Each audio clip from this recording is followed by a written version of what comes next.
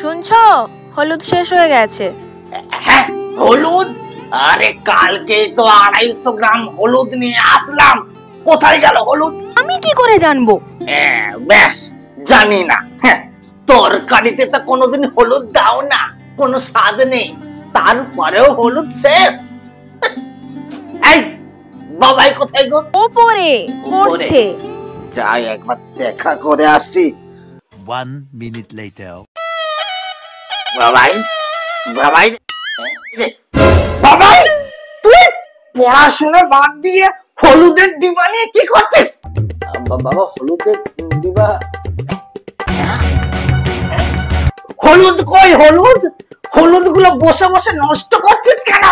আরে বাবা, আমি হলুদ নষ্ট করছি না, আমি এক্সপেরিমেন্ট করছিলাম। আমাদের কলেজ থেকে দিয়েছে এক্সপেরিমেন্ট, যদি আমি এই হলুদটা নিয়ে এই গ্লাসের মধ্যে একটা মানে হলুদ দিই তো মানে হলুদ গুলো কিনতে টাকা লাগে না, যা এক্ষুনি হলুদ কিনে আনবি, যা যা। বাবা বাবা, এখন তো রাত হয়ে গেছে। রাত হয়ে গেছে? এক্ষুনি যা হলুদ কিনে আনবি। এখনই যেতে হবে, রাত হয়ে গেছে তো। যা এক্ষুনি যা, তাহলে তোকে মেরে দেবো। যা যা। যাচ্ছি।